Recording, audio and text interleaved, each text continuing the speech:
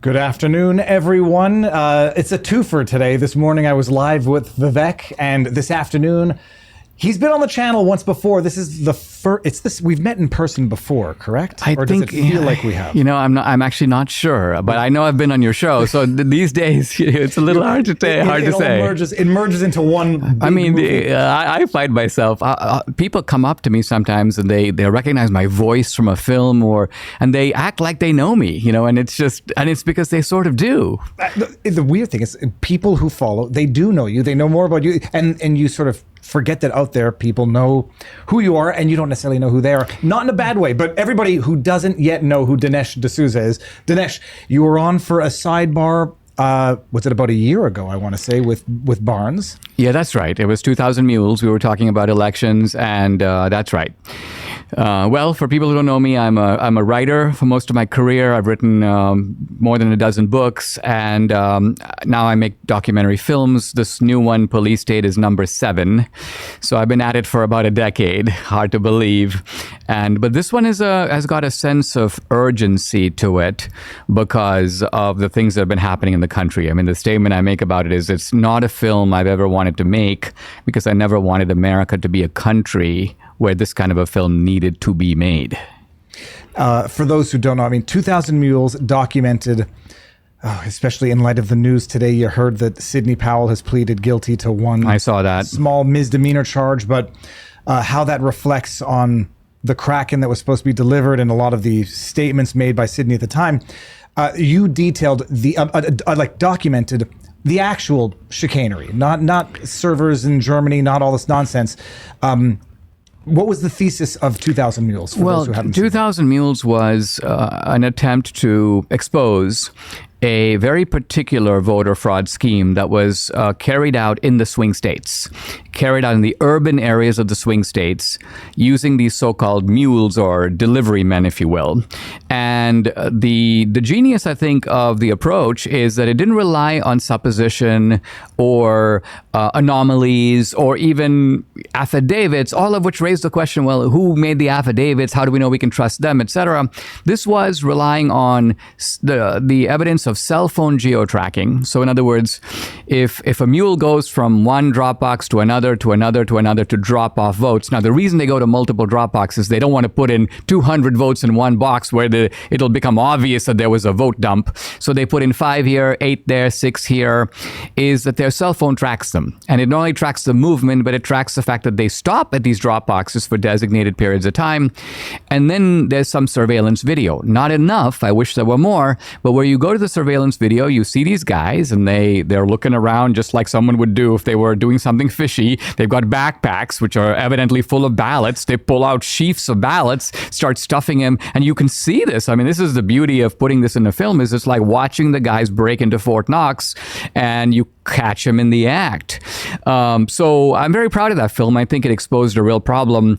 And this film, in some senses, is kind of a natural follow-up. It's a different topic, but it encompasses that topic. Well, I mean, that's it, because you go from 2000 Mules, how the 2020 election was fortified. And, you know, this is what you illustrated was described in that Time magazine article, how the fortification of 2020 occurred versus how it looks like it's going to occur in 2024, which is weaponizing, as far as I'm concerned, all aspects of the government, prosecution, judiciary, to ostensibly keep one of the main leading candidates off the ballot. Now, the new documentary is Police State. It's pretty self-explanatory, but it goes through a number of, the main prime examples of where this state has seemingly gone too far. Describe the idea. The broad landscape of it is this, and that is, ever since I came to America as a teenager and first learned about America, I thought of America as the epitome of the free world. And then there's the unfree world, which at that time was mainly the Soviet Union and the Soviet Empire. But of course, now we have police states like North Korea, China, to some degree Iran, certainly Cuba, Venezuela. And I said to myself, well, what are the common defining characteristics of all these places? They have mass surveillance. They have systematic censorship. They have indoctrination and propaganda in the schools and in the media. They're one-party states, which is to say, not that they have no opposition, opposition because they allow opposition. They even have elections. China has elections. Iran has elections. But it's a controlled opposition that is subordinate to the regime. Then you have political prisoners. And so as I go down this kind of roster, I say to myself, whoa, all these things are to one degree or another now present right here in the United States. And that gave me the big question for the film. Are we becoming a police state? So Trump is part of that, but it's much bigger than Trump. And as you describe the criteria of a police state, I'm thinking, I'm checking off the boxes of Canada as well. You know, they say it's not a police state yet because you can still vote. You can still leave your house, just not after curfew. And then, you know, I always say the analogy is history doesn't repeat, but it tends to rhyme, and it doesn't have to be the same distance, but it's in the same direction. And so I mean, when does this idea come up? Because we've all been complaining about what seems like a bigger and bigger government with more and more surveillance and doing worse and worse politicized things with it. When do you get the idea for this documentary? Well, I thought of it, a lot of times my ideas come out, you know, of personal experience. And so when I first discovered America, of course, the first thing that struck me is the abundance, the opportunity, the upward mobility for someone like me coming from a poor country, India. But the second thing I noticed was that there are these entrenched freedoms that are in the Bill of Rights, and they are supposed to be non-negotiable. In other words, the right to free speech, the right to assemble, the right to conscience, to religious freedom, the right to petition the government and complain, equal rights and equal justice under the law. And the idea of the founders is that these are unalienable, which is another way of saying that majorities can't take them away. And yet we fast forward to now, and I say to myself, which of these rights is now completely secure? None of them. None of them.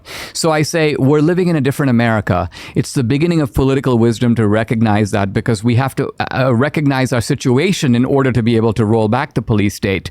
So we're not rolling back the Soviet empire over there. We're rolling back the police state right here. And that's really the urgent task, I think, facing us as a country. Now, I've seen the documentary, and without giving it all away, because people are going to go see it. Actually, technical questions before we even get into it. It is being aired for the first time on the 23rd and the 25th, or is it the 21st and the 23rd? No, it's the 23rd Monday and the 25th Wednesday. We have bought out hundreds of theaters. This is kind of my new strategy of releasing a film. We've bought the whole theater out.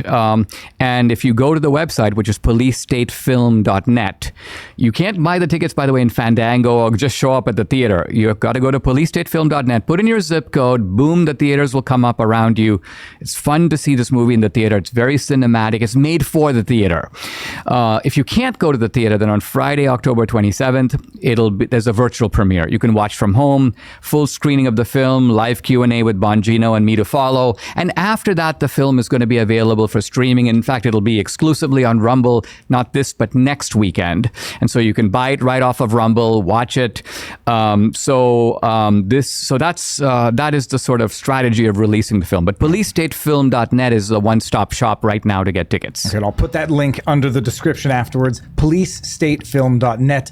And yeah, I watched it off my iPhone. I appreciate that it's cinematic. Bongino is sort of the anchor character throughout the character. He's the anchor documentarian throughout, in addition to you. And it's fantastic. I mean, I said, we were talking before, you know, nothing in the Police State is new to me, with the exception of one of the stories, which we'll talk about. But it goes through all of the, 5, 6, 7 of the big incidents. I want to say this started with the Patriot Act after 9/11, but I'm young, I'm ignorant, and maybe it started earlier. When do you think America started taking the casual drive down the totalitarian way? I mean, there are people who would, this is a debate about this, and some people would say that this goes back to the days of Hoover, it goes back to Watergate. Some people would say it goes back to Ruby Ridge, and there are certain sort of echoes from those things. So, for example, when Hillary Clinton said recently, you know, these Trumpsters they're cultists and they need to be deprogrammed. See, so some conservatives were like, there she goes again, basket of deplorables. But see, I heard it in a little more chilling way, because when I saw what happened at Waco, I saw a lot of Americans who were uneasy because you have buildings burning, families inside, but they're like, but you know what? Those guys are kooks. They're cultists. They're wacko. They're not like us. So to me, this rhetoric of cultism is a rhetoric of dehumanization, and it can lead to very bad things. Incarceration. It can lead to Waco. Obviously, in the Nazi case, we know where that led. And but I also agree with you, and I think the film sort of takes the position that things really got going after 9/11, when a lot of people, and I'm sorry to say me included, said we have to give the government these enhanced surveillance powers and other powers. We need to collapse some of the old distinctions between, let's say, intelligence and investigation on the one hand, which was the real job of the FBI, and criminal prosecution on the other, which was considered separate. We have to blend these things together. And there were people then, Ron Paul, who warned us, you give the government this kind of power, it's going to, not just it can be, it will be abused. And of course, the abuses, I think, began in the Obama years, but they have dramatically escalated in the Biden years. I want to say Alex Jones was definitely on that bandwagon of criticizing the Patriot Act. Do you remember, the Pauls, or Ron Paul, I forget which one. Do we remember who else at the time was sounding the alarm on the risks of the Patriot Act? There were some of the libertarians who were doing that. Now, the left was doing it, but they were doing it from a very different point of view. They were doing it from the point of view of you're targeting Muslims, and this is a kind of Islamophobia.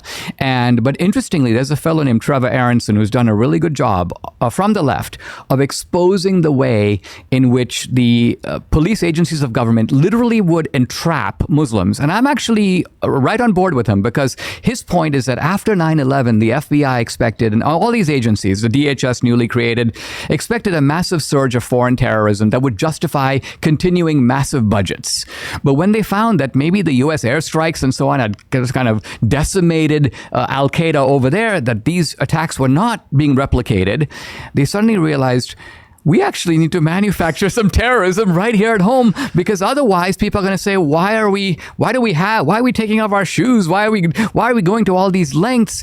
And so they started the entrapment game. Now, the entrapment game began in a kind of subtle way, because it would begin with people who really did hate America. They'd find, like, let's just say 3 guys at NYU who are like, we want to kill America, and then the FBI informant was trained to sort of seduce them into advancing the idea. Hey, listen, if you're going to strike at America, why don't you join ISIS? The guy's like, man, I can't join ISIS. I don't even have a passport. And they go, well, what if we made it available to you to get a passport? Well, I don't know what to do. Well, what if we told you where there's a training camp going on in Pakistan, and you have any money? I only got $400. Well, what if we give you some money, and then you'd have $1,000, and we buy you an air ticket? Think of what's going on here. They're luring this guy to advance a scheme that he would not have advanced on his own. He has neither the means nor even the wits to do it. And then the moment before he gets on the plane, 10 agents are there to bust him. The media's been alerted. And then there's a press conference. We're amazing. We busted this amazing plot, and so on. This kind of nonsense. And quite honestly, the left was onto this. Some of these guys, like Trevor Aronson. The problem is that from the point of view of the left, once they started targeting January 6th protesters, the Whitmer kidnapping, using the same playbook, all these guys on the left went silent. Well, it's true in retrospect. We just covered a lawsuit. I forget the name of it, but it was basically a judge came out and said the level of entrapment here is like a made-for-TV movie. You find vulnerable people, give them money that they didn't have, and you goad them into doing something that they never would have done but for. And then you had the war, and I guess people felt safe for a little while. It does lead you to believe as to whether or not playing history backwards, 9/11 gave rise to all of that state surveillance power, and then. I don't know how many plots they foiled. In the movie, it was one of the ones that actually I was not familiar with. It was a reenactment, but it was replicated based on actual transcripts. Of the guy who was it? He met someone from... The case involves a group called the Liberty City 7. This is a bunch of guys in Florida, and they're led by this guy who's kind of a religious seeker, spiritual guru type, but also a bit of a scam artist. And he meets this Muslim guy who presents himself as a sort of senior figure in Al-Qaeda. And so this guy discovers that the Muslim guy has money, and the Muslim guy basically says, we got $50,000 on offer for somebody who's willing to do a big job. So this guy's like, well, what do you mean? And the guy's like, well, it has to be big. And so we recreate this in the film, and there's almost an element of comedy to it, but of course it's a tragic comic scene, because what's happening is this guy is trying to put a scam on Al Qaeda and collect the 50 grand and do nothing. So he comes up with all this exaggerated, absurd stuff. I'll blow up the Sears Tower. The Sears Tower will fall into the ocean and create a tsunami, and the FBI guys are recording him. But this is how devious they are. They realize that when you go before a jury may be skeptical, right? A jury may go, well, how do we know this guy really want to join Al Qaeda? So guess what they do? They tell him, listen, before we give you the money, you have to take the Al Qaeda oath. So this guy... If I may stop you, the entire scene, though recreated, it's based on the transcripts of the audios, correct? So it's not... A lot of it is the exact... The oath is actually what the exact oath he took. No, in terms of the description of what this guy was going to do, he's like, I'll blow up the Sears Tower, it's going to fall into the water, cause a tsunami, kill 1 million people, which was this plot that he was subsequently and he probably came up with that off the top of his head because the Al Qaeda guy kept telling him it needs to be big. And of course, what was really going on here, of course, is he's trying to scam Al Qaeda. Little does he know that the Al Qaeda guy is an FBI informant and that the FBI is scamming him for its own purpose. They want to frame this guy. And in fact, he's out now, but he served a long sentence. That's out. What year was that in? Was that This was in the short aftermath of 9/11. Amazing. Okay, so now you're making this movie about the police state. You have your sort of your mental guideline, your framework in terms of what a police state looks like. What are some of the examples that you highlight in the movie? Well, I wanted to show two things in the movie. One is I wanted to show informants, whistleblowers, people who understand the architecture of a police state. Because I think the ordinary American can see these bad things happening, but kind of doesn't know how they work. And how they work is actually very tricky, because how they work sometimes defies explanation. I mean, think, for example, to think of an anomaly, think about the thousands of journalists and hundreds of news organizations that worked together to suppress the Hunter Biden story. Now, if this was a Stalinist regime where the government controls everything, I can totally see how that would happen. The order comes down, nobody covered the Hunter Biden story, right? If it was Goebbels, he would be the propaganda minister. He lets everybody in the press know anybody who covers the Hunter Biden story is going to be arrested by the Gestapo. But here we have these ostensibly independent news organizations. You would think, and again, applying libertarian theory, that there would be some rebel writer for the Dallas Morning News or the Sacramento Bee who goes, you know what, if everyone doesn't want to cover the Hunter Biden story, they're idiots. I'll go out front. I'll cover it. I'll have the credit. I will get the biggest story of the year. But it's very interesting that no one did that. And not counting the New York Post. Yeah. None of them did that. And in fact, they worked to suppress the New York Post story. And that tells you that the amount of it's not a conspiracy in the sense that they didn't get on a morning Zoom call, right? They didn't all say, okay, let's agree. None of us will do it. They were more like birds in a flying formation going to Florida. They're not openly talking to each other. Maybe they're getting signals from the bird flying to your right, but they're operating in a sort of unified formation. So to come back, the film shows how the police state is built, how it functions. But the other type of person in the film is I wanted to show a lot of ordinary guys who are going about their business and they feel the hot breath of the police state, or what Orwell calls the boot stamping on the human face. And a film can do this with unique power because it doesn't just tell you, it shows you, it takes you there. And because there's going to be guys who go, Dinesh, I'm not Trump, and, I didn't go in the Capitol on January 6th, and I pay my taxes, I'm a law-abiding guy, nothing's going to happen to me, Dinesh. And I got to say, well, don't be too sure. In fact, your premise is completely wrong. Well, people just need to look north to know that that's not the case. You don't have to even have participated in the Ottawa protest. If you donated to make political contributions to what I always highlight was a federally incorporated not-for-profit, you're on a list. You're susceptible to having your bank account frozen. So people think it's never going to be me. I'm never going to be David Koresh at Waco. And then lo and behold, it's some grandmother up in Alaska who came down to DC to speak her voice, with her feet. The example that we were just talking about. Oh my goodness. We were talking about the Hunter Biden laptop story. Oh yes. Everyone's familiar who's watching now is familiar with that story. But when I say corruption doesn't require the briefcase anymore, it doesn't even require the emails because everybody knows what the collective intent is. But there are overlapping players in these institutions that facilitate this migration, so to speak. You highlighted some of them in the documentary. the overlapping players who make their way from intelligence into the media. Can you elaborate on that? Yeah, I mean, the apparatus of censorship is very interesting because, again, we are operating in a society where we've got a public sector and a private sector. And the octopus of censorship stretches across both, so that it involves academia, the media, the digital platforms, nonprofit groups, and the government. And first of all, there's a lot of traffic between these places. Academics end up in the Biden administration. People leave the FBI and the Department of Homeland Security, and then they become lawyers for Twitter. So we show all that in the movie.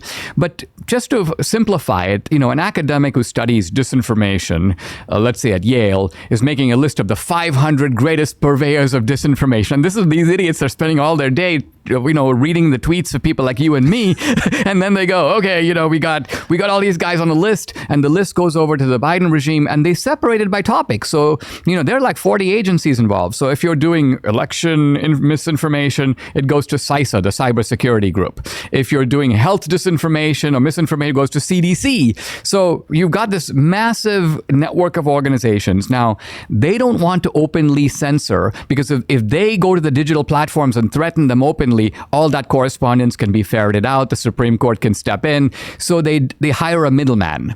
They go to the nonprofits and they go basically, hey, Stanford Internet Observatory, hey, Virality Project, here's our list. You be the courier for us. You deliver this to the digital platforms, and the full knowledge is coming from us. They will then censor Dinesh, and then the media will cheer. So what I'm getting at is you've got this incestuous, symbiotic relationship between multiple organizations, all toward the same objective, as you say, and unraveling this is going to be some challenge. It was there was a video of the Election Integrity Project, or Election Integrity Partnership, or the EIP, talking about basically saying the quiet part out loud, how we're doing what the government can't do directly. And people say, but they get comfortable with, if it's not, if I'm not messing around, it's never going to come to me. And then this is the old poem from World War II. At first they came for the union workers, and I said nothing. Eventually they come for everybody. Something you flesh out in the movie, in the documentary, which I think is a fascinating question. People think of police states and they think of safe states. I mean, I don't know what the crime rate above and beyond government crime is like in North Korea, but you presume it's going to be safe. And at the very least, they'll use all of these tentacles of power to ensure actual security. Whereas, not that it's the end of the world in America, but in some cities it's pretty darn close. How do you reconcile, or the argument is, if we live in a police state, which we don't because there's crime everywhere, they would use it to suppress crime. What's the response to that? Well, first of all, I'm delighted you bring this topic up, because what I try to do in the documentary is break some new ground in raising issues that really aren't even on the horizon. So one of those issues, for example, and we can talk about it if you like, is how does a police state corrupt an institution in getting good people to do really bad things? Like, how do you get an FBI agent to smash into an old woman's apartment, wrestle her to the ground, pull her down the stairs, handcuff her, pull her into the street where her neighbors are horrified, humiliate her like that? How can you get a normal guy who has a family himself and kids and, lives in a 3-bedroom house to do that? And so part of the genius of the police state is to bureaucratize those kinds of things and get good people to do bad things. So that's one interesting issue in the film.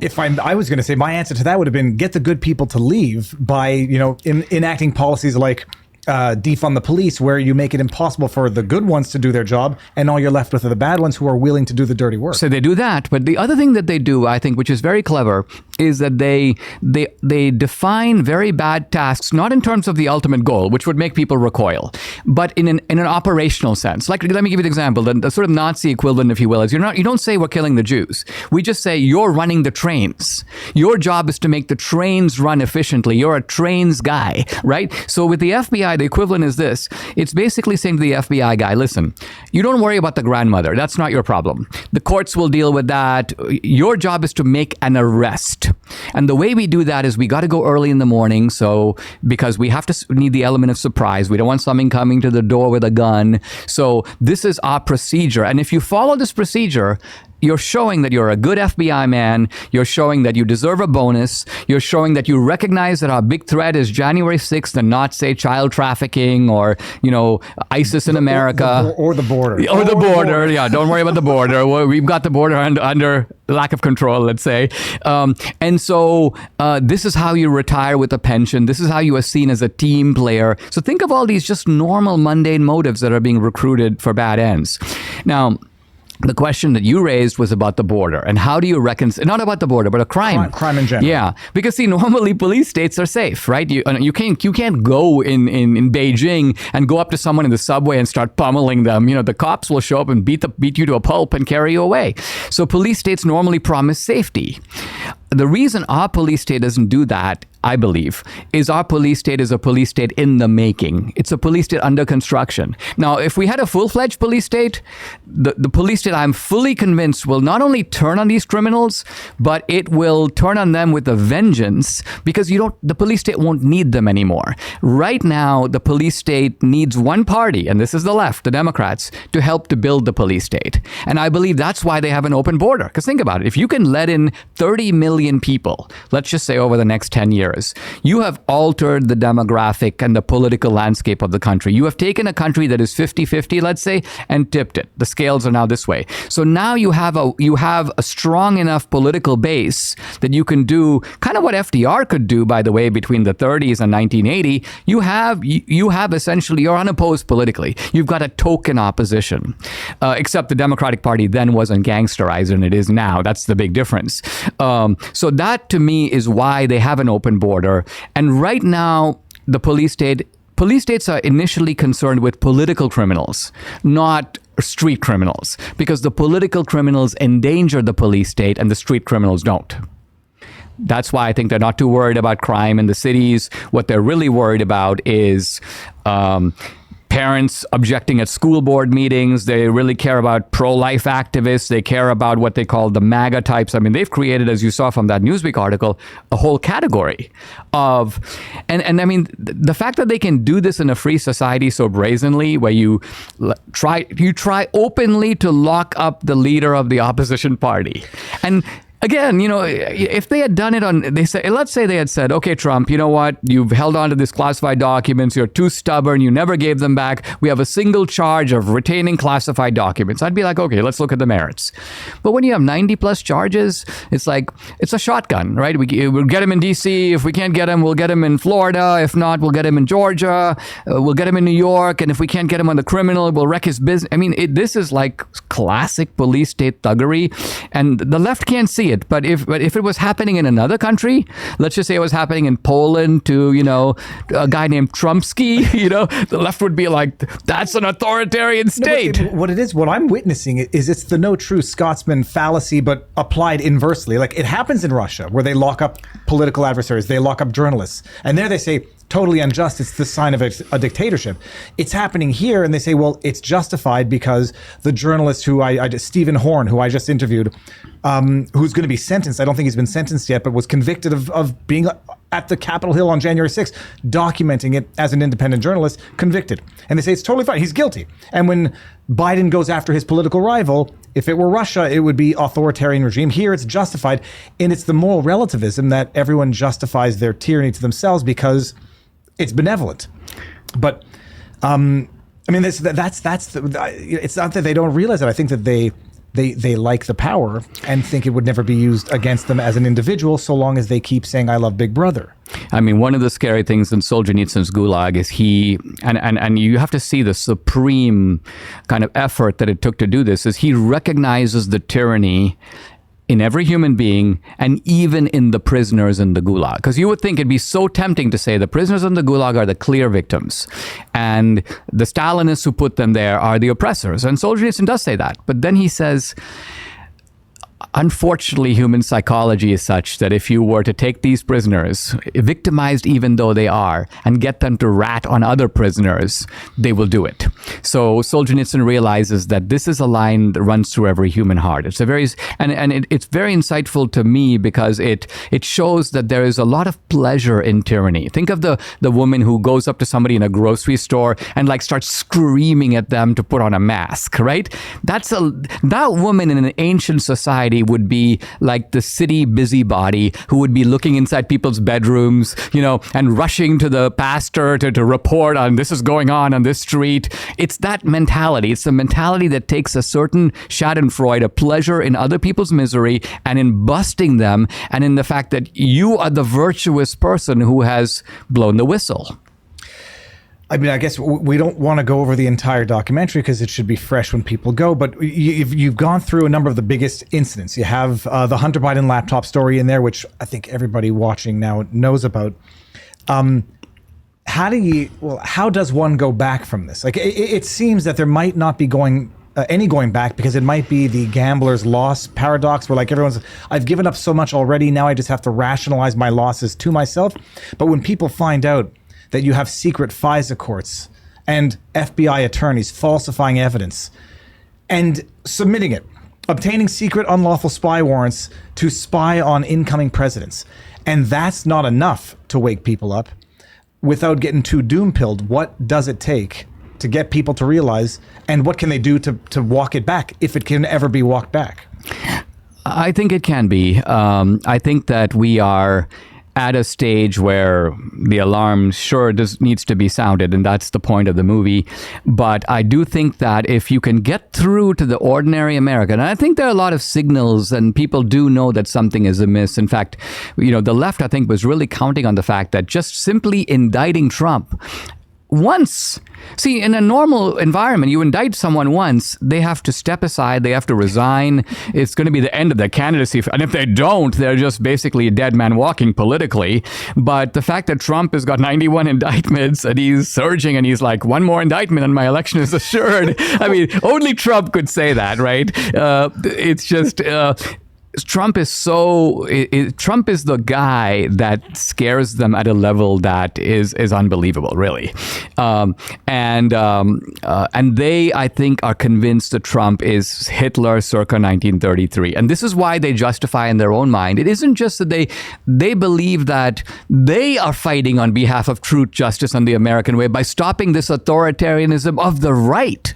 So there's a kind of paradox here, because when you say to people on the left sometimes, are we becoming a police state? They go, oh, yes, we are, Dinesh. That's because of Trump. That's because of all you right-wingers who want to suppress gay rights and shut down abortion. That would be a police state for sure. Well, but that's the paradox of the impasse, where just as an example, gender-affirming care, both parties say they're doing it to protect children. And when you have with Trump, say both parties say they're doing it to defend democracy. And I don't know how we get past the impasse. But when I say two films, what is it? Two screens, one film. When Trump says 91 indictments, one more, I'll guarantee to win. And then the other side says 91. That's how bad he is. Right. When that number reflects, on the one hand, the absurdity to some, but the legitimacy to others, I don't know how you get back from that. The problem is, let's just say Trump was reelected. The problem is that, let's say Trump says, I'm going to shut down the police agencies of government and I'm going to remake them from the ground up. And people are going to say, that would leave us we'd be vulnerable, we'd be at the risk of... Not only that, but they'll go beyond that. They'll say, here comes Mussolini. They'll say, this is exactly what Mussolini did. He dismantled the machinery of government to make it an extension of his own personal megalomaniacal ambitions. So... my point is, the only way to do it for Trump or anyone would be, you don't start by dismantling everything. What you start with is a fact-finding mission, and you bring out all the smoking guns. I mean, even with the Biden scandal right now, if you could find, and then which one though? Are we talking? No. I'm just talking about the collecting bribes left and right from countries all over the world. What's missing here is the check made out to Joe Biden for like $17 million. But the point is, when you put the smoking gun out there, at some point all the defenses fall apart, and then the left is forced to say something something like, well, yeah, he was right to take the bribe, and that's the point at which they fall apart. Because as long as they have some line of defense, like their first line of defense is there's nothing wrong here. They went with Biden. I've never discussed then they were like, we can't say that anymore. So now it's like, this is the villainy of Hunter Biden and Joe Biden, loving father as he is. I forget who it was. They said if he's guilty of anything, it's guilty of loving his son too much. His son, who they say deserves sympathy for being a drug addict, and yet simultaneous accusations of the Trump family being on drugs. It's insane. I don't think they're even going to get to the point, say, the bribe was justified. They'll get to the point, oh yeah, the 10 million was for services rendered. What were those services? Yeah, what do I know? Who knows? I'm just a citizen. That's right. No, it's the country has lost its moorings, I think it's fair to say. And I think what I'm worried about is that there are too many Americans who are sort of like the antelope or the wildebeest on the Nature Channel. And that even though the movie comes along and goes, hey, listen, here's a predator. It's in the trees. It has its eye on this herd called America. It's about to jump. People go, no, Dinesh, it's the wind. Or yeah, maybe it's a predator, but guess what? It's not going to land on my back. So we can keep grazing placidly. We're okay. It's that complacency. And the complacency is kind of understandable because historically, the United States is a very innocent country. By that, I mean, there's no experience of a police state. Americans are a little bit like Huckleberry Finn, and Huckleberry Finn, it's like every day the world is new to him. He's like, slavery? What? This kind of goofball innocence is a defining feature of America. Whereas in other countries, there's a cynical, but on the other hand, a much more realistic appraisal of danger approaching. Whereas Americans tend to believe it'll never happen here. It is fascinating because America's a youngish country and doesn't have the 1,000 years of architecture history, and for good and for bad, Europe does, and in that sense, maybe hasn't learned some of the lessons. I guess it goes back in some sense to the Constitution itself and whether or not it has been relativized to the point where people do not think they have any God-given inalienable rights, and they think that even the individual can be sacrificed for the greater good. The Constitution, as a Canadian now, I'm understanding how amazing of a document it was, and to have been drafted at the time, in the context at the time of people who were smarter and could see into the future because of where they came from. And now we're living with the luxuries of the last 200 and some odd years, and people say, well, maybe I don't need those rights because things are good now and they'll always be good. In my opinion, no one says that. Here's what people do say. What people do say is, I need those rights, but I don't mind taking them away from someone else. The Berkeley free speech movement. They're like, free speech, John Stuart Mill, they're quoting all these apostles of free speech. But the moment they take over the universities, speech goes. Let's shut down our opposition. So this is a human tendency. Because think about it. Remember when Elon Musk took these leftist journalists and he banned them on Twitter? I think it was for like one day. One day. Taylor Lorenz. Yeah. So these people went apoplectic. They were insane because it's not that they relativize free speech. They want free speech for themselves. They cannot bear a society where they are shut down in the slightest, even for 24 hours. So they were quoting John Stuart Mill, and so I think that the way that we, Republicans, conservatives, we've got to realize that part of the way you teach the leftist lesson is you put their rights in jeopardy. So, for example, if attorneys general in, let's say, Texas were to bring an indictment against Mayorkas for child trafficking, criminal indictment saying you are fully aware that cartels are bringing kids to the border, they're with adults and it's not their kid. And as soon as they come over into our side, these kids are basically put into a child trafficking, because where else are they going to go?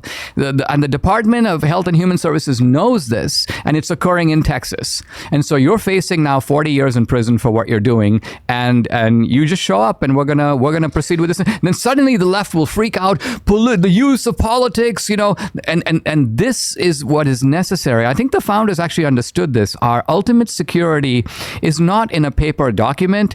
It is in the rational fear that the majority and the minority in a society have of each other. And I've been promoting, contemplating this idea as well when I look at Judge Chutkan in the Trump DC case. I say, like, at some point, why are people not calling for her impeachment, where they've, impeached President Trump twice, acquitted twice, but they invoke those rules, they apply those rules, and then it doesn't seem to be a two-way street when played lawfully. I mean, I guess the question is, why is that? To some extent, it's for two reasons. One is that all these people on the left operate with a completely confident sense of immunity. You saw the scenes just from yesterday, I guess it was, swarming protesters inside the Cannon building while a proceeding is underway. So all the charges that apply to January 6 defendants would apply right directly to all these guys. Let me stop you there. It wasn't the Capitol building; it was the Cannon building. No, the guy said the Cannon building. No. That was one of the distinctions on. It was the Cannon. Oh yeah, I have not yet looked up the difference between the Cannon building and the Capitol. Oh, it's all right. Exactly. There's an ensemble of Senate and House buildings, and the Capitol is right in the middle of it. But this is what I call, this is really an Obama technique, right? When Obama was always hit with something, he spins back a meaningless distinction, like, well, we've got to understand the difference between ISIS and ISIL. You're like, what is the relevance of that to what we're just talking about? There is none, but it gives you a sort of patina of sort of intellectual sophistication. So the left is going to try to rationalize this one. But what interested me psychologically is if you watch the faces of the people protesting, I do not see in them the slightest hint of fear. I'm going to be arrested. I'm going to be in solitary confinement. Hunted down for a year. Exactly. None of they, even that, who's that Jamal Bowman guy goes and pulls the fire alarm. He didn't think for 1 minute that anything was going to happen to him. He was just trying to get to vote quicker. He was. That's right. Or he. What is he? A school superintendent? He did not understand the meaning of the sign. He couldn't really comprehend it. Barnes and I were talking about this one night, and I said, "Yeah, that was his excuse." And he's like, "Well, where did he think the vote was? Outside? Like it's going to unlock doors internally." They do that which they would prosecute others for with immunity, with impunity. And I mean, but the thing is this. I don't, maybe I'm going to be too goody two shoes. I wouldn't want any one of them to go to jail for any extended period of time. And so you're not going to get the release of the Jan 6ers. You just have to promote the incarceration of the whatever day it was yesterday, or the Gaza supporters. And then you're just doubling down on the injustice, but also doubling down on the division. Well, this is absolutely. So now we are at the point of the paradox of how you deal with institutions that have become the equivalent of the schoolyard bully, right? The schoolyard bully comes in, he picks on little kids and he starts punching them, right? So the little kids get smart and they go, listen, if we gang up on this guy, meet him in a dark alley, stamp on his feet, kick him in the shins, he's going to think twice, because even though individually he can get all of us, collectively maybe we can get him. But then, of course, the objection is, well, then you're becoming like the bully. Collectively, now you're stronger than the bully, so you are the bully, and you're mirroring the tactics of the bully. And yet, at some level, you have to say, what else is it going to take to make the bully stop being a bully, if not the fear that he is going to face kind of his own treatment, that the very sort of sword that he has drawn might be turned on him. So I'm not recommending that we mirror the tactics of the left, but I am recommending a stiffening of the spine of invertebrate Republicans to say, we are not in a normal situation where you can be like Jimmy Stewart and the Man Who Shot Liberty Valance, where it's like, yeah, I've heard about these outlaws, but I've got my law books, and I'm going to look up their offenses and see what statutes they violated. I'm going to go contact the sheriff. You can say that if you're in a small town with a good sheriff. But if you go out west in a covered wagon and you've got outlaws with long guns and they want to burn your homestead, rape your wife, kill your kids, and then you say, I'm not going to go for my gun because I'm just above that. I'm a man of principle, Dinesh, and I just don't want to add to the cycle of violence. No, there's a moral difference between the violence of the outlaw and the preventive violence of the guy who's protecting his own ranch and his own family. So I'm saying Republicans need to recognize, listen, we've got to fight with sort of enhanced creativity, with a greater fortitude. And this film is totally fearless. I mean, I had to, in a sense, apply my own doctrine, which is, listen, don't hold back. Don't worry. The FBI is going to be monitoring you. I already had my case with the Obama administration. I've been there, done that. And I think, their goal was to destroy my career. I realized that right away. I realized it's not about it's not about putting me in overnight confinement. Quite honestly, I felt like I'm like an anthropologist in Papua New Guinea. I'm going to observe the natives. I'm going to come out. I'm going to learn a whole bunch of stuff. The main thing is I cannot let them succeed. If my career goes, which is what they want, they will have shut me up. But if my career is bigger than it was before I went in, they will have lost. So I have to make supreme effort to defeat them in that core objective that they had. And I think I did. I say you're a man on a mission. And, I see Marjorie Taylor Greene tweeted out, lock them, not even, I don't even know if it was jokingly but about yesterday's protest, arrest them all, give us the footage, and let's go hog on them under the pretext of the law like they did on us. We talked about this before the show, but Douglas Mackey, Ricky Vaughn sentenced to 7 months in jail for that meme, which was an election interference scheme, according to the news. And there was someone else, Ms. Christy Wong. I don't know who she was, but I knew that someone else had done this exact same thing. The video's still on Twitter. Text in your vote or go vote on November 9th. She had gone full MAGA. Well, then if they're not being prosecuted, we know the system's been weaponized, which we know. But then the question just becomes, get some people who are going to say, I'll do it. I mean, I have the jurisdiction. Let's go after some of their players. Totally. I mean, I'll give you an example closer to home myself. I was indicted, under the campaign finance laws. You gave $20,000 to a college friend of yours who's running for office, and that's above the campaign finance limit. Okay. Now, Rosie O'Donnell knowingly violated the campaign finance laws by giving, and not only giving to multiple candidates above the limit, but she spelled her name different ways and gave different addresses so that these could not be kind of coordinated by a computer and all traced back to her. So there was malign intent very obviously there. And yet again, she did it in the confidence, I will never be charged. And of course she wasn't. So these blatant double standards have become so obvious that we now just have to realize that from the police state's point of view, it's not a double standard. They're just protecting their friends and going after the people who pose a threat to the police state. Now, the other question, I'm glad I remembered it. With the police state, in this case, because you say it's a police state in growth, has not yet mastered the actual security part of it. What do you make, after having prepared this documentary, of the argument that a police state doing what it's doing in terms of direction of its resources is neglecting the actual security of the state? And so you can have actual violence that occurs because of the misdirection of the resources of the intelligence community. Is it an infinite resource, or do you think there's any legitimacy to that argument? Oh, no. I mean, I think, for example, look at the Hamas attack, right? It's an intelligence failure in Israel. I'll leave that to the Israelis. But it's an obvious intelligence failure for the U.S. We have massive resources devoted to these agencies. And think about it. After 9/11, they were given power to do what? To follow these kinds of guys. But I mean, this was, Islamic radicals. I mean, these Hamas guys were essentially operating out of the same Al-Qaeda playbook that launched 9/11. In fact, that's why people made comparisons between, this is Israel's 9/11, so to speak. And so they have taken their eye off the ball, I think, very consciously. I mean, you can see the videos of Christopher Wray. He's testifying to Congress. He's like, we believe that the greatest threat we face is domestic extremism. So he's even publicly stating we are moving away from chasing down, Hamas, ISIS, Al-Qaeda guys, and we're looking for ISIS in America. And we see that, for example, in Douglas Mackey, who makes a meme, or we see that in some grandma who strolled into the Capitol for 30 minutes and didn't do anything and then walked out and was chatting, amiably with the cops while she was there.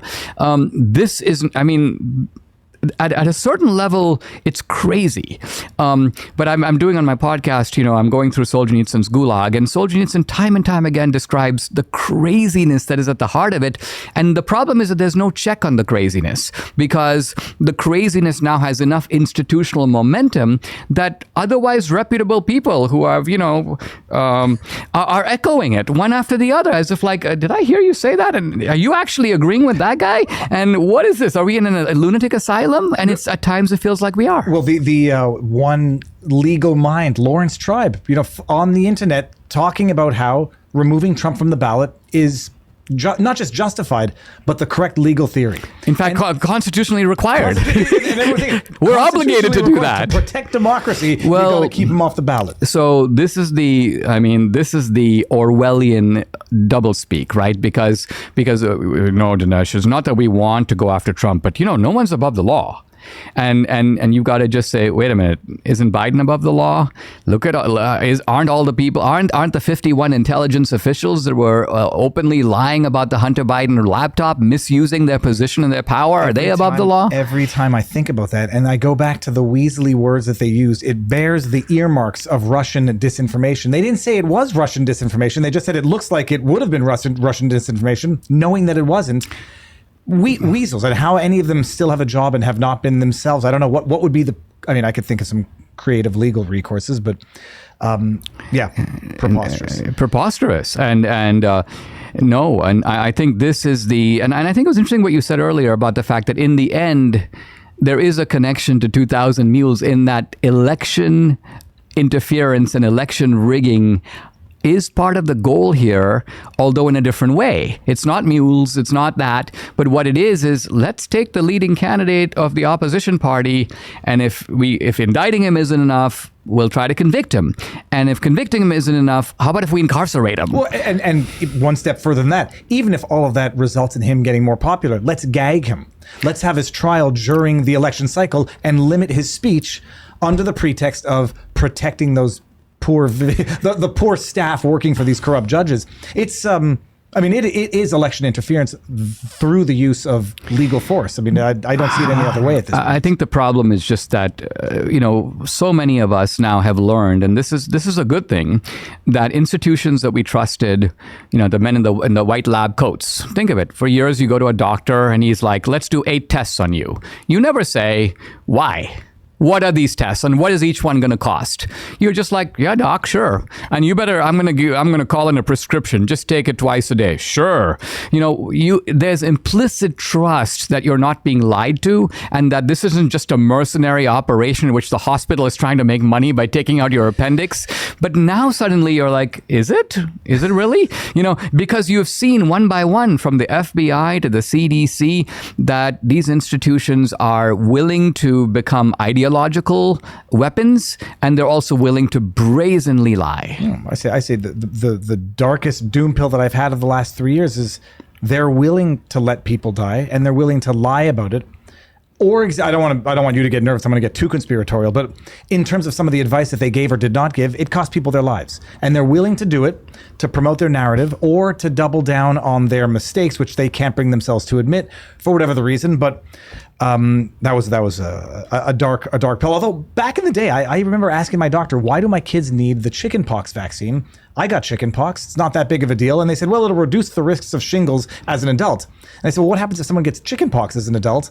And lo and behold, I was also told it was to prevent flesh-eating virus from when you scratch and cause infections. That's the. I mean, I'm glad you brought up the virus, though, because I think that if we think about some of the way stations of moving toward a police state, by and large, if you think about it, they are events of fear. 9/11, COVID. Also January 6th. So mobilizing fear is something that the left has realized is politically very useful.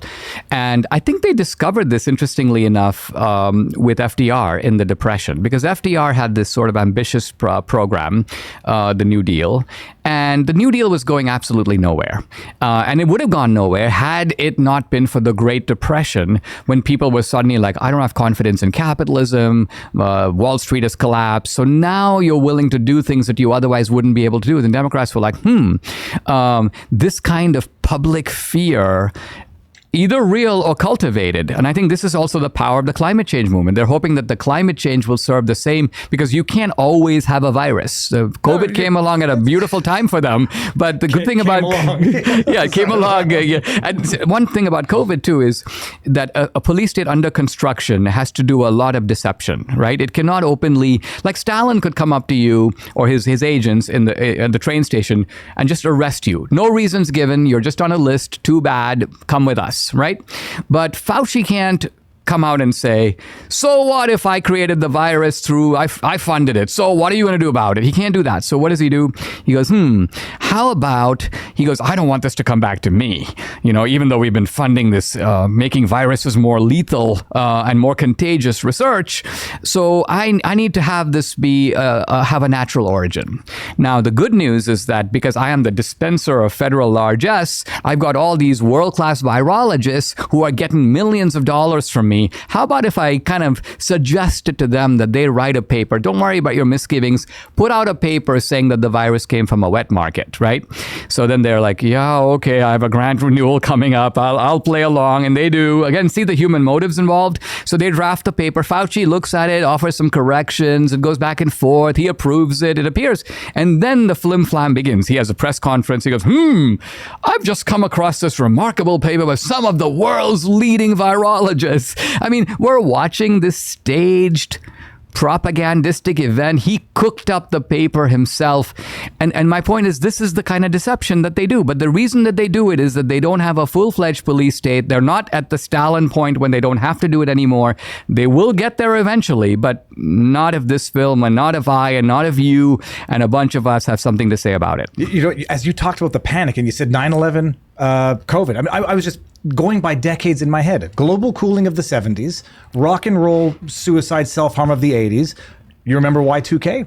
Totally. Nukes were going to be going off. Then you get 9/11. You got the hole in the ozone layer that was all over the place. You're forgetting the food crisis and the Club of Growth, the Club of Rome, the dissipation of the ozone layer. Remember that? The hole and killer bees. You remember killer bees? We're going to take over and kill everybody in America. Now that I think about it, there's multiple crises per decade to keep people in a constant state of fear, which leads them to make the most improper decisions possible. Yeah, this look. The thing that gives me hope with a movie is two things. One is that a movie can navigate around the normal shoals of censorship because it's its own medium. It's in theaters. You can watch it at home. You can't be blocked. That's the beauty of it. And if I can repeat, policestatefilm.net is the place to get the tickets for either to watch at home or to watch in the theater. But the other thing that a movie does is it's an experience. I mean, in fact, you keep saying, I don't want to give away the movie. You can't give away the movie because it's kind of like, let's say you and I were talking about The Shawshank Redemption, right?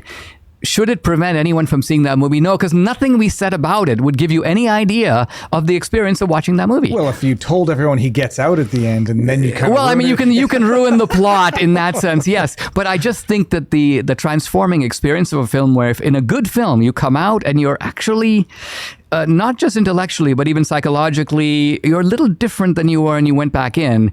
That's the power of a film. And the fact that you can do that in 90 minutes or 100 minutes, I think is why this is such a great medium. It's amazing. So you got Dan Bongino's in it. Julie Kelly has appearances. Who are some of the other people? Well, the FBI whistleblowers, Kyle Seraphin and Steve Friend are in it. By the way, our FBI, we do some recreations in the movie. Someone will describe what happened to them, and we recreate it clinically. So our FBI director, our FBI bad guy, is Nick Searcy, the actor who's played in dozens and dozens of movies, and it's kind of odd because we were going to hire an actor in Texas because we were doing a lot of our recreations there, and we were talking to Nick Searcy, and it just kind of passed through my head, what about if we get Nick? And of course, he was totally game for it, and he does a marvelous job in the film. There are lots of other people. We've got DHS whistleblowers, and we've got Zach Voorhees, who was at Google, and basically talks about the way that Google, alters the algorithms to program human beings. I mean, think about it. Can anyone with a straight face say, yeah, we're not a search engine that gives you information that you're looking for? Our job is to program the human race. What they described in the movie, where they said we can basically predict your behavior. We know you better than your wife, and we can predict your behavior. And then I'm thinking, like, holy crap, this is Minority Report in real life. And there's a part of me that says, look, I want you to stop criminals as well. And if you see people are Googling all sorts of bad things, by all means. Except power corrupts and absolute power corrupts absolutely. When you know that they're not necessarily going to use it on the people who are looking up how to hide a body, how to find a kid, but rather, I want to vote Trump and how do I donate to a trucker convoy?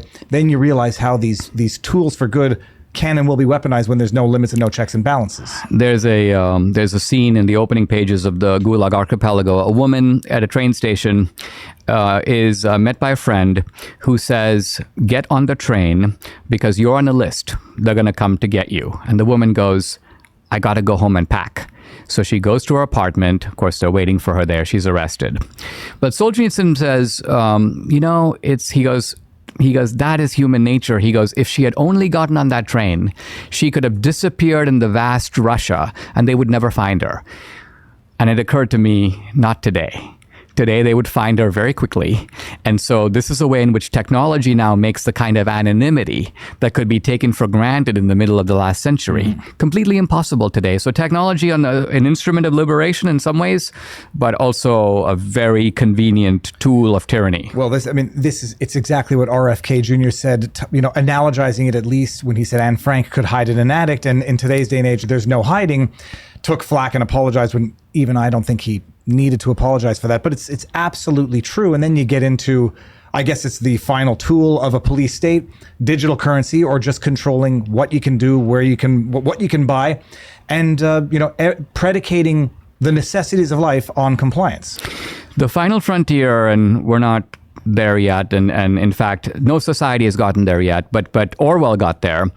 In the last pages of 1984, they have this guy, Winston, who was a rebel. They got him. And they tell him, hey, Winston, we are going to make you believe that 2 + 2 is 5.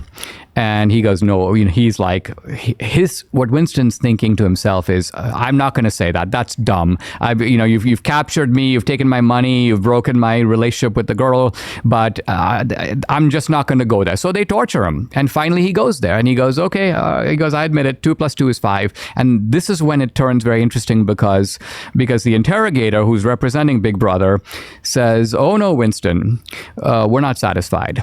We're not going to let you go. Why? Because we know that inwardly you don't believe that. You're saying 2 + 2 is 5 because you want the pain to stop, but inside you still think it's 4.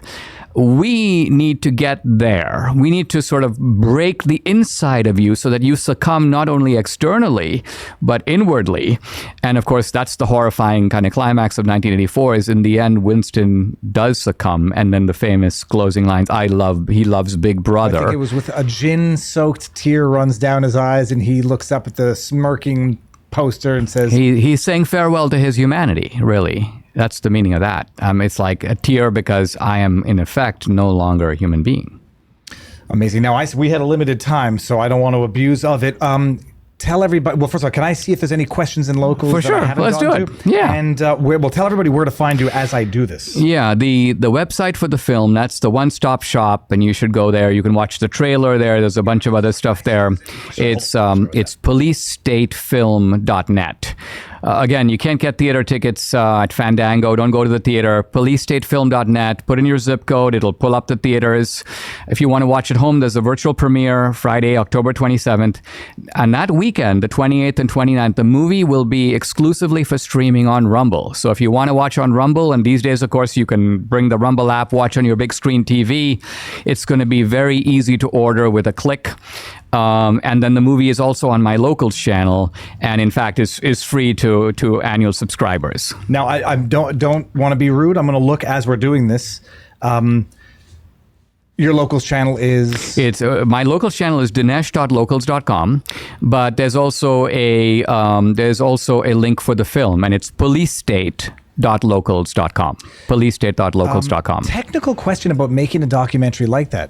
How long does it take? And how long does it take to edit after you've shot all the interviews?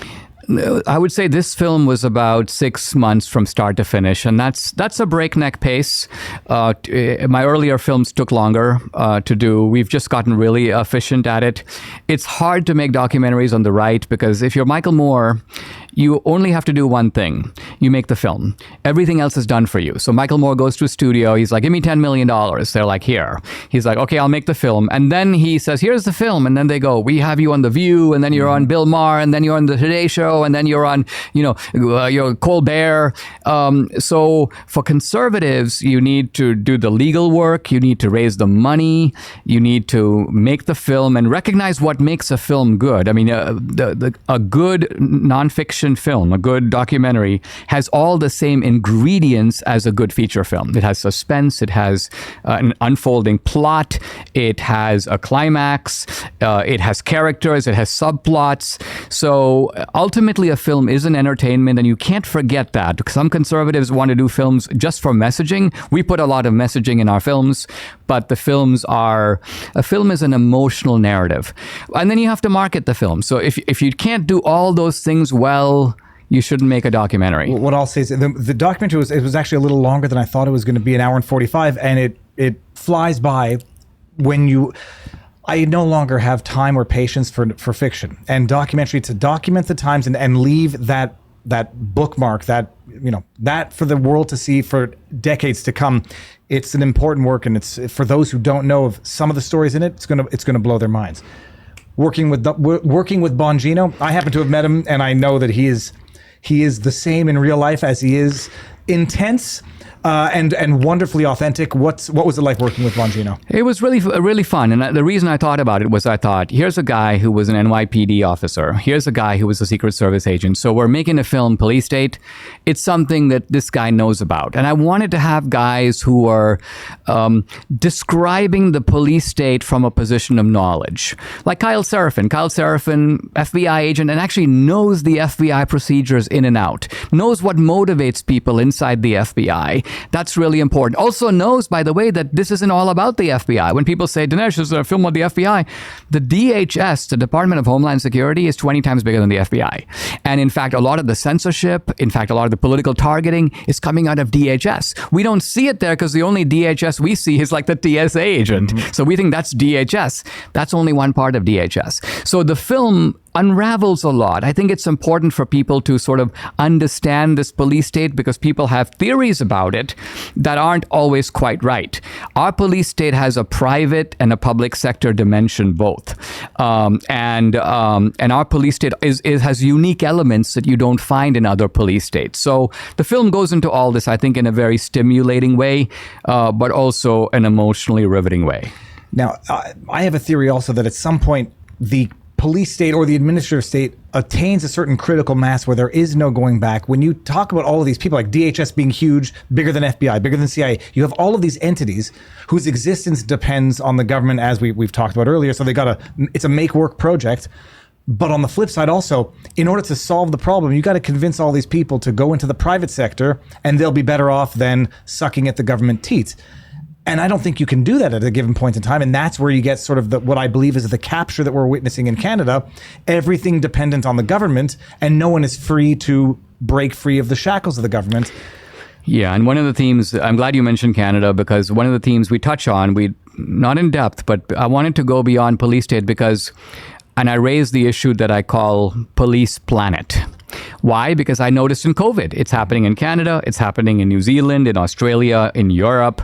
And there are also eerie parallels with other countries. I mean, if you looked at the January 6th event and compared it to what happened, for example, in the Brazilian election, there's almost a eerie similarity. And so I realized that you've got certain forces that are collaborating on the international front, sometimes through international agencies, sometimes not, in ways that we don't even think about. I mean, think, for example, about how do you get somebody from deep in the bowels of Central and South America to show up at the exact designated spot on the Mexican border? How do you get that guy there? He's traveled 1,500 miles, through multiple countries. Multiple countries. Presumably, I would say financed on the one hand, but fed. Well, I mean, exactly. There's got to be an infrastructure of health, an infrastructure of mobility, an infrastructure of food. And it turns out that there is. And it turns out that there are people providing maps. There are people telling you where to go. There are people telling you how to get around places that you don't want to be. There are people who tell you what to say to the Border Patrol agent when they ask you, like, I'm seeking asylum. No, I'm not a poor guy looking for a better life. I am fleeing persecution. In other words, you are being coached by people whose job it is to get you through. And so I'm not even, there are some people we talked a little bit about Ann Coulter, and she was railing about the people coming are illegals and so on. And I go, well, yeah, but here's the problem. What do you do? Can you really blame the illegal when you've got a Biden administration that is putting out the word across Central and South America that essentially there's an open invitation?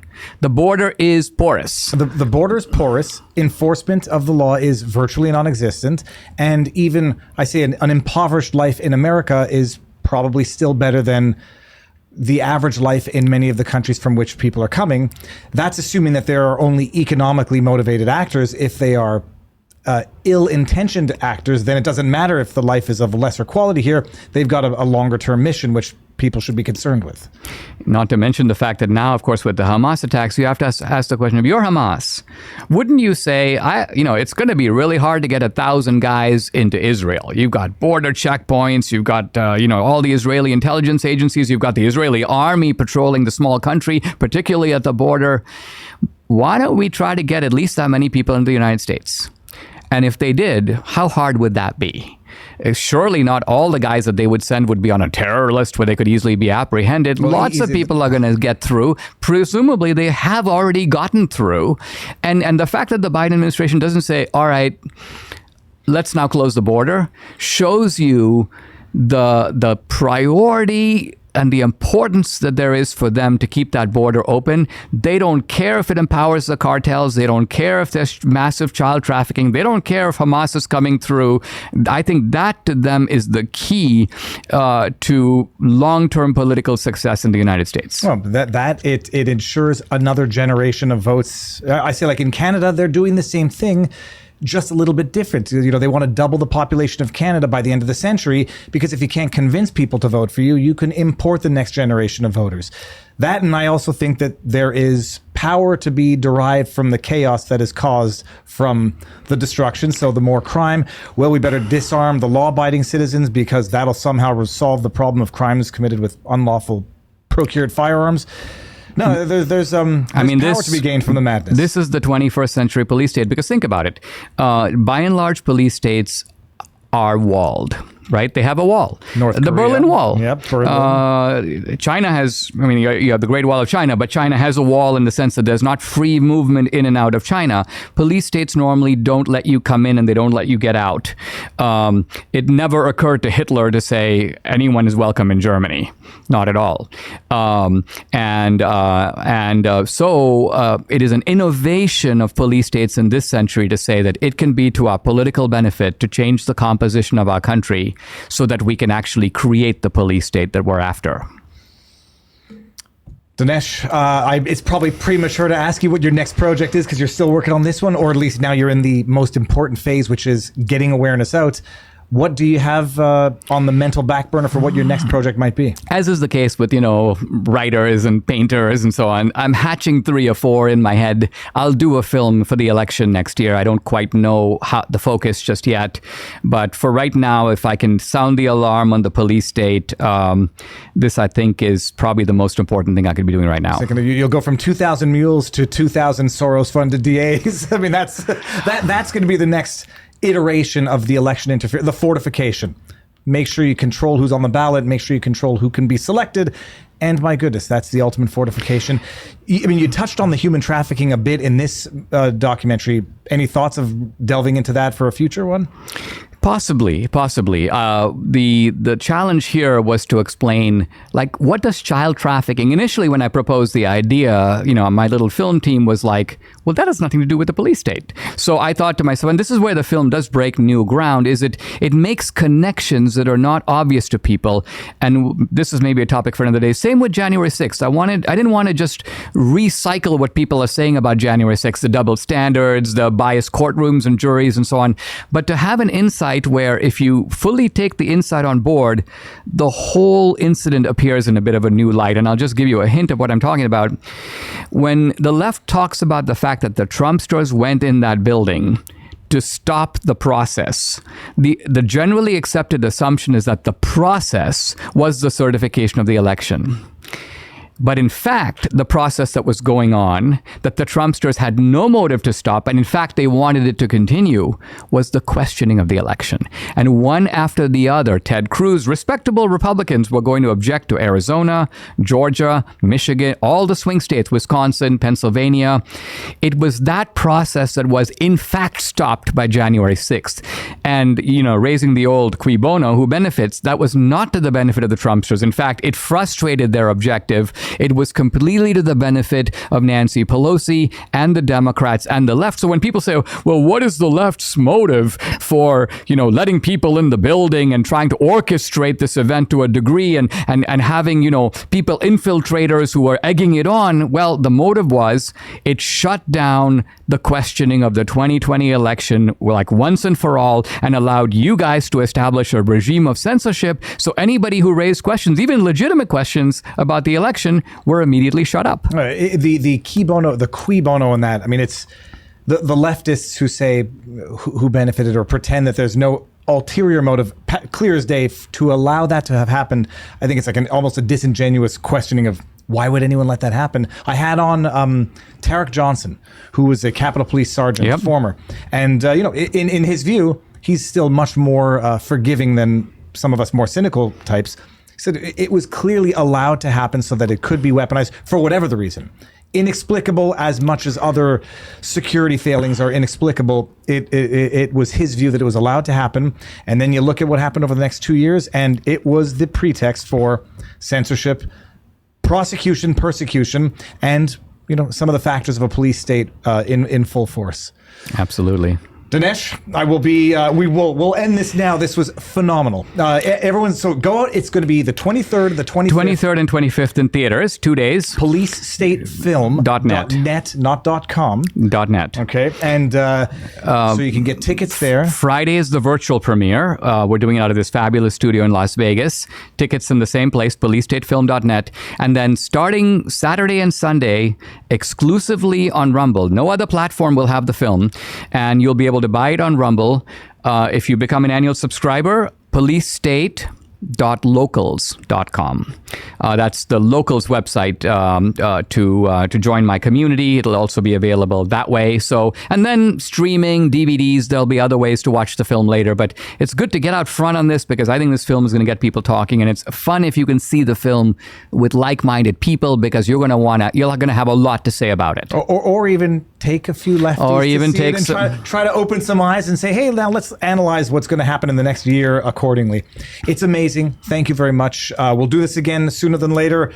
Everybody watching at home, first of all, thank you, Dinesh, as always. I'll be live tomorrow, live Sunday. We didn't even get into... Well, we touched on it, the Sidney Powell news. I mean, there's so much news. It doesn't end. We'll talk about it Sunday night on the Sunday episode of Viva Barnes.